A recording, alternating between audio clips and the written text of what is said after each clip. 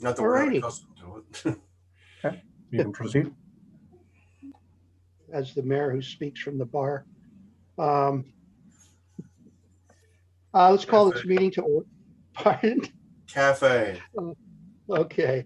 Let's call this meeting to order. You've had a chance to look at the agenda. There are any errors, omissions, additions? It's recommended that the agenda for the Police Services Board, well, could I have somebody move the recommendation? Am I doing that right? I'm having a brain. You actually already have Mike moving and myself seconding, so. Okay. Well, obviously all those in favor. It's recommended that the agenda for the Police Services Board meeting of May 27, 2021 be accepted as presented. All those are in favor. There were no, yes, there are no declarations of interest. There were no presentations that we're aware of or delegations. Again, minutes of the meeting, previous meeting. Again, any errors or omissions? All right, and can I have someone move?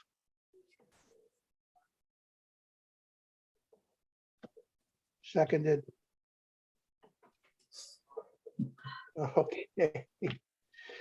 It's recommended that the Police Services Board minutes dated April 29th, 2021 be accepted as presented. All those in favor? And it's done. Under communications petitions. Do we go straight to the South Grenville District High School ask? We've been doing this for years. I don't see any reason why we can't do it again this year. Anybody have any qualms about that or questions? No, if we need a motion, Mr. Chair, to do this again, I'd be happy to make that. Okay, please. I'll second it. Ready? Can you read the motion? Lindsay? Yep, through you, Mr. Chair, that the Prescott Police Services Board proceed with 2 South Grenville District High School bursaries in the amount of $250 each for the 2020-2021 school year. Okay, it's moved by Mike, or moved by Brett Todd, seconded by Mike. All those in favor? Okay, it's done.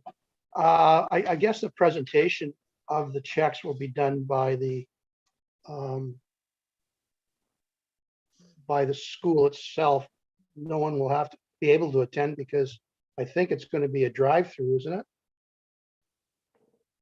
Through you, Mr. Chair, I did call the high school just to confirm, because when I read the letter, it did seem like it was going to be either just for the students in person or the drive-through for family and students, but just to confirm that it would be a drive-through and we wouldn't require anyone to be there. Once I hear back, I will follow up with the board. Great. So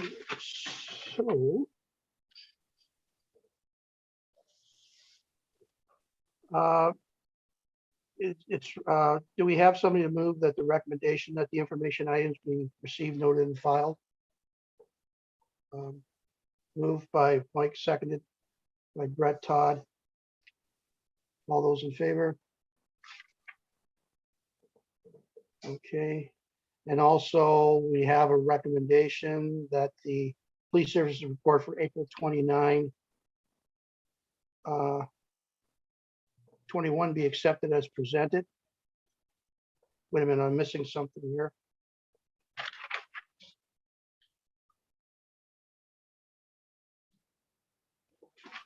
I'm sorry, I've jumped the gun.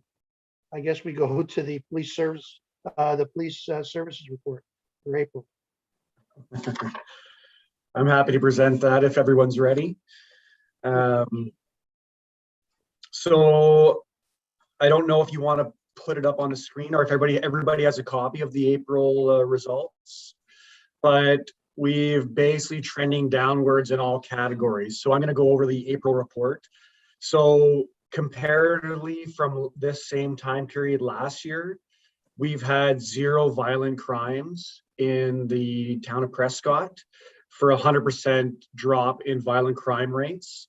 Overall, year to date, from January to April, the end of April, we've had a 32% reduction in violent crimes in the town of Prescott.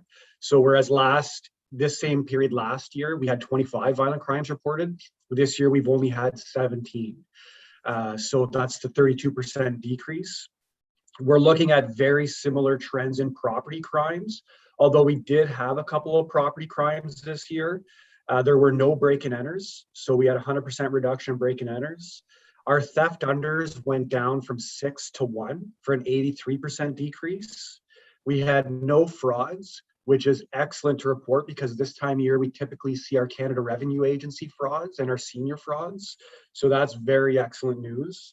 And we had 2 mischiefs for 33, down from 3 for a 33% reduction. So overall, we've seen a 76% reduction from the same time period last year, down by 10 different calls for service. So we had 13 reported last year and only 3 reported this year for property crimes.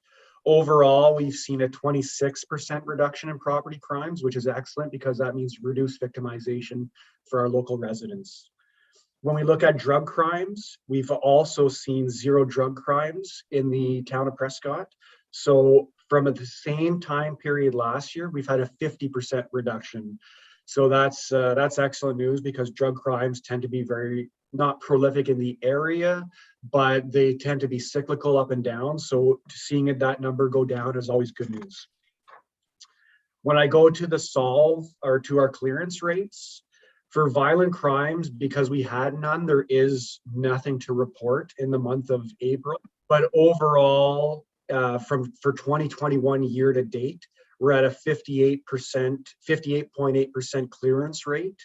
Our property crimes, again, it's 0% because we don't have, we've had a negative 30% solve rate. So we did have some property crimes which remain outstanding. Those are the mischiefs. So those remain under investigation at this point. Year to date, we're at a 23.7% clearance rate for property crimes, and drug crimes, we had none. So there is no clearance rate to report on that. Overall, we're at a 0% clearance rate because we still have the outstanding mischiefs for April.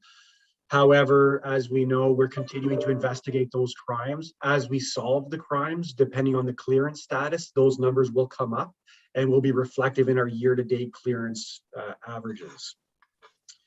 When I go to the call for service billing summary, I tried to compare that to the same time period last year to see if anything stood out to report to the board.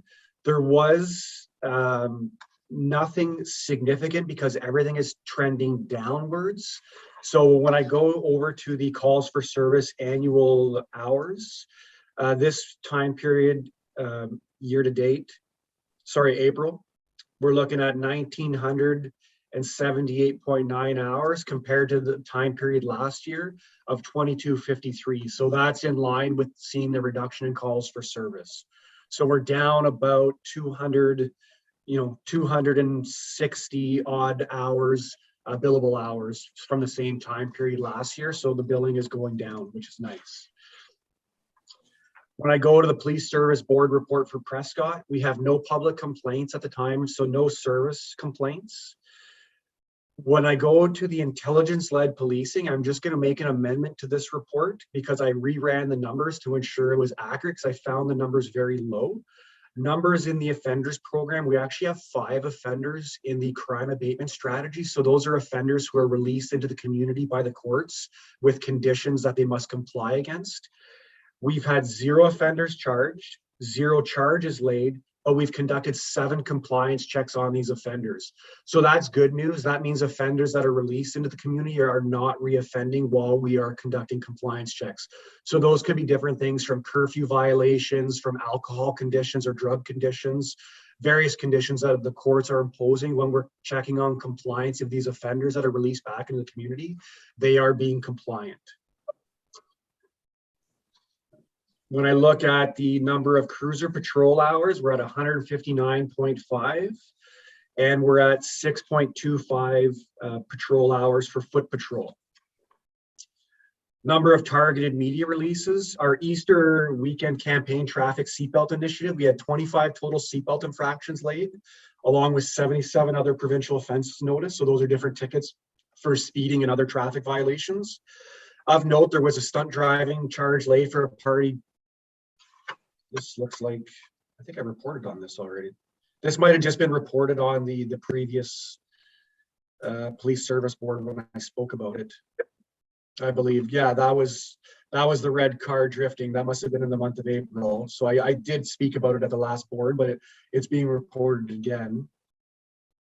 Another party was clocked at 193 kilometers per hour in a posted 100-kilometer zone. That was on the 401. The vehicle and driver issued a 7-day suspension. One vehicle was stopped for speeding, where 5 parties were not from the same household, and all were served reopening of Ontario charges for the stay-at-home violation of a total of $880 per person. We also had a wanted female party arrested in Prescott for weapons on her person. She was turned over to Brockville Police on the strength of the warrant and charged accordingly on OPP offenses. There were no break-and-enters offered, so safeguard was not offered during the month, but we will continue to make sure that safeguard is offered for anybody who's subject to victimization.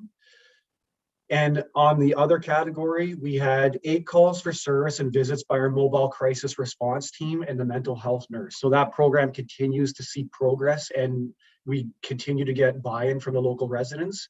And that's meaning we're diverting mental health calls for service to the appropriate agencies versus seeing prolific persons calling OPP for response on that. So we're getting people connected to the right services. And pending any questions, that's the report for April. Are there any questions? Just a comment, Mr. Chair, if I may.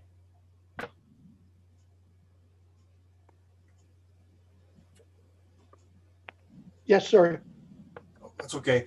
Inspector, I just want to thank you for the report. Good news there.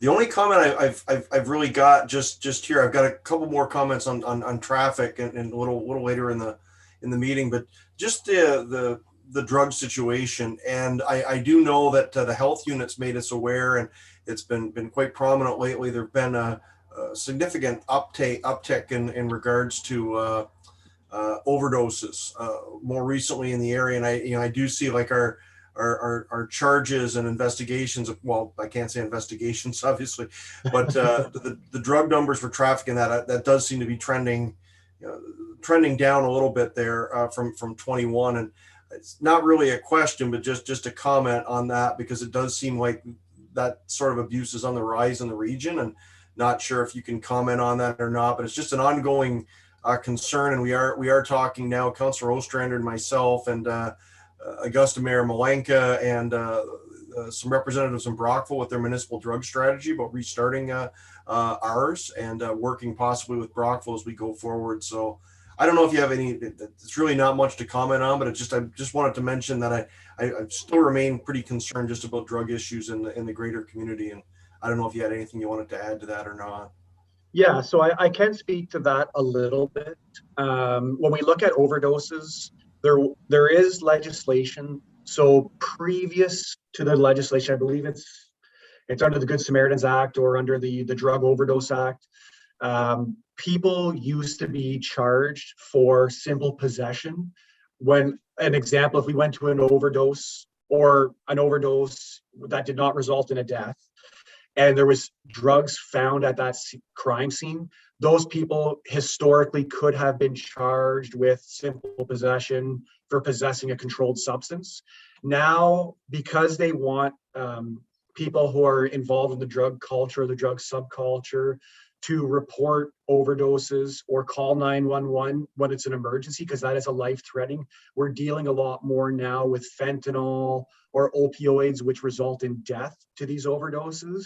If you are caught with simple drug possession at the time of an overdose response, you are not charged. There is legislation to protect you from being charged with simple possession. That does not protect you from if you are a drug trafficker. So if we all of a sudden attend there and there's significant quantities of drugs, or there's evidence indicative of drug trafficking, the offenders or the victim, if you want to call them the overdosee, could be charged with drug trafficking offenses at that point. But the primary response is to get people who are involved in overdose situations help and get them connected with social services, because it is a social service issue. So that's where we've seen, although we've seen a spike in overdose or a spike in in fentanyl, particularly with naloxone use, we're seeing drug possession charges trending downwards. And that also comes to the fact that cannabis is legal. So whereas we would see a lot of cannabis possession charges in the old days, all those charges are trending downwards as well.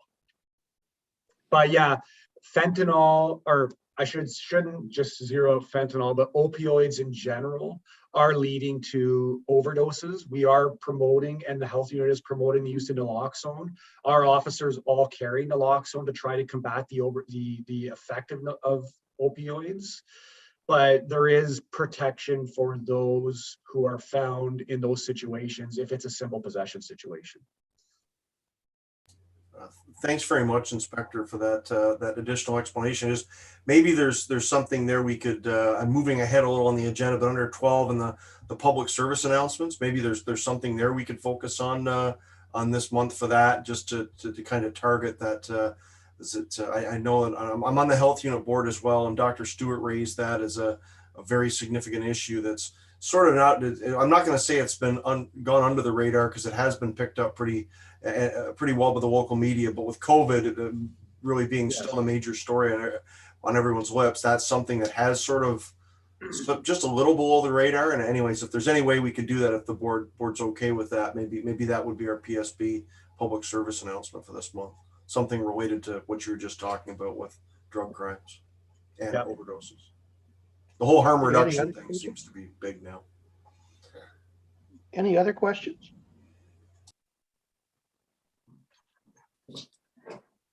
No?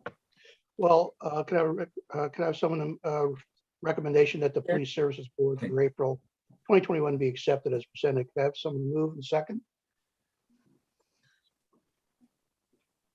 Mike, are you moving? Brett Todd seconded. So all those in favor? Okay. Let's go to the bylaw update. Sean? I don't think Sean's with us this morning, so fairly simple and straightforward. We're working on updating the property standards bylaw. And then obviously we're also, as part of that, wanting to work with the OPP, Victim Services, Mental Health and Addiction, because some bylaw violations are a direct result of socioeconomic or health-related factors. And so certainly wanting to take a holistic approach and a helping hand approach, and being able to see compliance with those. We do have 4 or 5 houses that are currently under property standards conditions to correct, and some are moving and progressing, and some still have made a little bit of work to resolve. And finally, we've moved to our more summer schedule just this past weekend to focus on the more spring summer type of things that we see, such as dogs at the beach, smoking in inappropriate areas, proper use of the boat launch, and parking and littering. So certainly those are our focus over the next several months or be, and then as observations are made, obviously we'll focus on those areas as well. Thank you. Are there any questions? I think there was something in the paper about putting a board together to resolve some of these property standards. So certainly there's 2 ways to do some of property standards, or when you're doing fines in general. One is to go through Provincial Offences Act. The second way is to do an administrative charge. And so it's a way of being able to deal with the appeals process in a much less costly and more timely manner than going through the courts and clogging them up with simple violations such as property standards and that sort of thing. So certainly as we explore that and look to see how it would apply, you have to create kind of a couple of levels of appeal, and that process is very specific in terms of who can and can't be on that board, in terms of whether they're members of council or staff and things like that. It has to be an impartial third body. And so that's really what we're looking at there. And again, it's so that the courts can focus on the more higher level cases as opposed to simple fines for things like property standards and the like. Good idea. Anything else? No? Well, thank you. Let's move on. Anything under old business? Yes, Stan, if I and Matt, I think, has more current information than I do. Just a quick comment maybe on the, because you did mention it off the top about the issues with the PSB and what we're working on now with the other Grenville County municipalities. I don't know, Matt, do you have anything you want to comment on quickly there in the process of where we're at? Certainly. So what we've done is we've met as CAOs and obviously coming out of the direction from the various PSB members. And so we're working on creating and actually at the lead of North Grenville, of creating kind of a document to explain exactly what the position is and justify that. One of the things that we did is we took all of the crime stats for the 5 municipalities over the last 4 years and lined them up line by line. And is quite eye-opening in terms of exactly what that looks like for each municipality and the level of effort that goes into each municipality and number of calls. So certainly it will help, I think, justify some of the recommendations that will come as part of that. I believe the report is in draft, will be shortly, and then we'll be able to move that hopefully to BSB into council. And we would like to have it passed by the end of this month, so that way we can submit it by June 28th. Sorry, by the end of June. So it from a lineup perspective, we might need to have a meeting prior to our next meeting, just so that we can kind of review that and then put it onto council by June 21st. And so that, because it has to receive not only PSB endorsement, but I believe council endorsement. And then we can get it to the province by the 28th. Great. Anything else on that? No? Let's move on to new business. We have some traffic issues on Edward Street. Yes. Would you like to address that?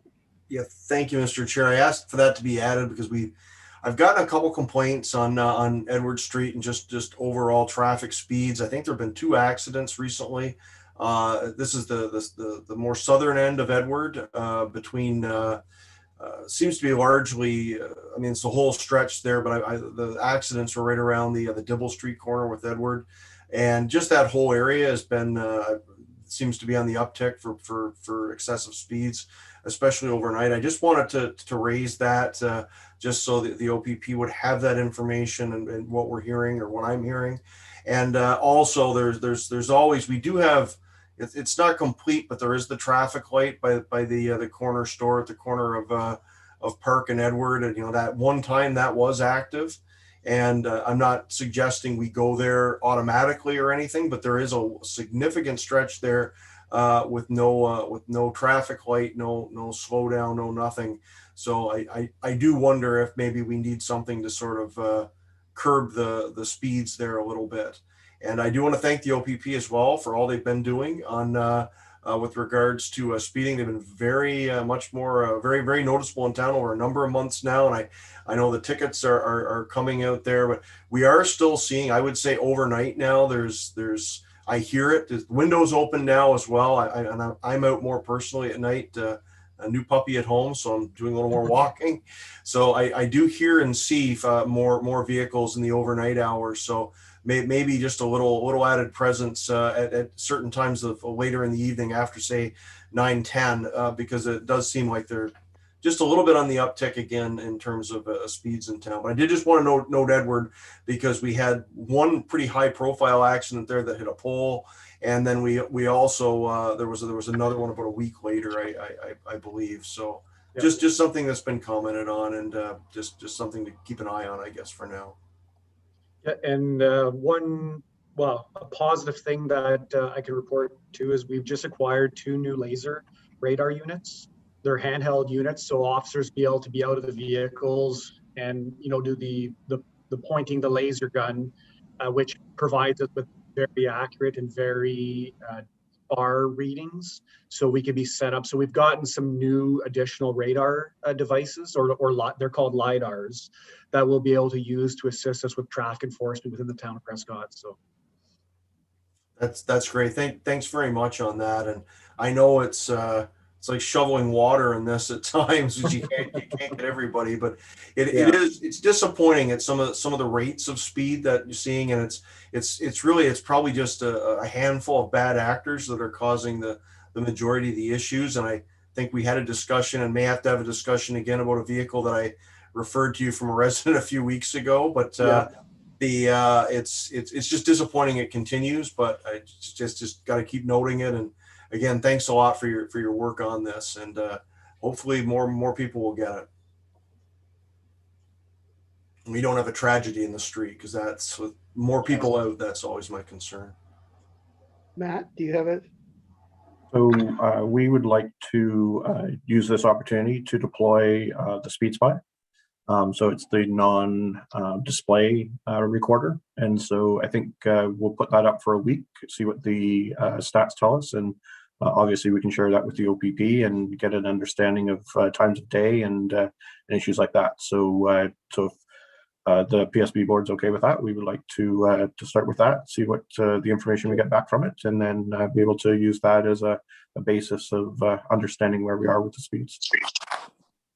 Great. that would be fantastic. Matt, could we possibly establish a schedule for that? Because we do basically know the problem streets, just move it around sort of automatically every so often, just so we're gathering data. Is that doable for? Yeah, we'd be more than happy to do that. So we won't publish that list, but certainly if you have places that you think are of concern, more than happy to gather the data on that, and we can report back to PSB on a monthly basis. That's great. So what we'd like to try and do is collect about 7 days worth of data, so we could basically do about 3 between each meeting.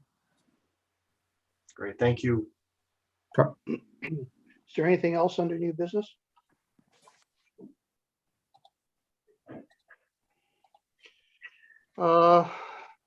Well, under the public service announcements, we're going to highlight the opiates.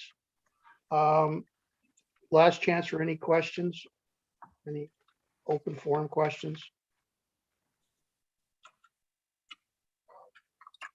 Everybody's got things to do. Good. Well, I guess we'll just go to adjournment. Can I have someone move that we adjourn in second? Mike, Brett. It's recommended that this meeting adjourn to Thursday, June 24th, 2021 at 8:30 a.m. All those in favor? It's passed at 9:02. If that's it, everybody, thank you very much.